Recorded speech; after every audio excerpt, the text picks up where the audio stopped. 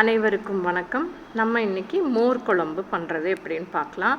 இதுக்கு நான் வந்து நூல்கோல் போட்டிருக்கேன். கட் பண்ணி கொஞ்சம் தண்ணி போட்டு கொஞ்சமாக உப்பு போட்டுட்டுங்க, ஒரு விசில் மட்டும் விட்டுக்கலாம். இதுக்கு வெள்ளை பூசணிக்காய் போட்டுக்கலாங்க, நூல்கோல் போட்டுக்கலாம். இல்லை ஒன்றும் இல்லைன்னா நம்ம வெங்காயம், சின்ன வெங்காயம் கூட போட்டுக்கலாங்க. அதுக்கு அரைக்கிறதுக்கு வந்து கொஞ்சம் 2 பச்சை மிளகா, 2-3 சில்லு தேங்காய், அரிசி, பச்சரிசி கொஞ்சம், சீரகம் கொஞ்சம், இதை எல்லாத்தையுமே மிக்சியில் போட்டு அரைச்சிக்கலாம். இதில் கூட வந்து கொஞ்சமாக இஞ்சியும் போட்டுக்கலாம். இது எல்லாத்தையும் நைஸாக நல்லா அரைச்சிட்டு வந்துடலாம். கூடவே நம்ம மஞ்சத்தூள் போடணுன்னாலும் போட்டு அரைச்சிக்கலாம்.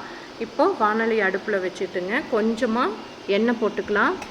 எண்ணெய் காஞ்ச உடனே இதுக்கு கடுகு போட வேண்டாம், சீரகம் போட்டுக்கலாம். கொஞ்சமாக சீரகம் போட்டு சீரகம் வெடித்த உடனேவே நம்ம என்ன பண்ணிடலாம் அப்படின்னா, கொஞ்சமாக இதுக்கு தேவையான அளவு மஞ்சத்தூளை இதுலேயே போட்டுக்கலாங்க. அப்போ அந்த மஞ்சத்தூள் பச்சை வாசனை இல்லாமல் இருக்கும். அதுக்காக தான் இதில் போட்டுக்கிறேன் நான். இல்லை உங்களுக்கு இப்படி பிடிக்காதுன்னா அரைக்கிறப்பவே போட்டு அரைச்சிக்கோங்க.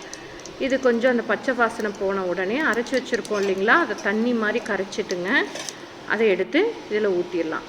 இப்போ அந்த வெந்த காயையும் நான் இதில் போட்டேன், அரைச்சதையும் போட்டேங்க. எல்லாத்தையும் போட்டு கொதிக்க விடலாங்க, நல்லா கொதிக்க விடலாம். பாருங்கள், அதுக்கு அதில் இருக்கிற காயையும் நான் போட்டேன். அந்த தண்ணியாட்டம் நல்லா கரைச்சிங்க, நல்லா தண்ணியாட்டம் இருக்குது பாருங்கள், இப்படி இருக்கணும். அப்போ தான் அந்த நல்லா மசால் வெந்து கெட்டியாகும். அப்போ நம்மளுக்கு பச்சை வாசனை போயிடும். இப்போ உப்பு போடணும், இதுக்கு தேவையான அளவு உப்பு போட்டுக்கலாங்க. உப்பு போட்டு நல்லா வேகட்டும். கொஞ்சம் வெந்ததுக்கப்புறம் காட்டுறேன் உங்களுக்கு.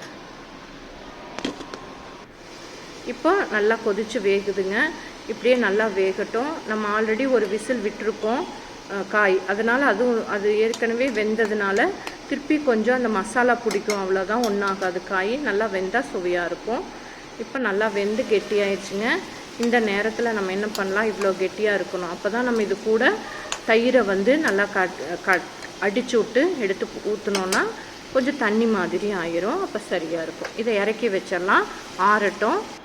இப்போது தயிருங்க, தயிரை நல்லா விஸ்கு வச்சு நல்லா கலந்து அந்த கெட்டியாக இல்லாமல் பண்ணி வச்சுக்கலாம். இப்போ நம்ம ரெடியாக இருக்கிற மசாலா ஆறிடுச்சு. இது கூட நம்ம நல்லா கலந்து வச்சுருக்கிற தயிர் எடுத்து எவ்வளோ தயிர் வேணுமோ அவ்வளோ ஊற்றிக்கலாங்க.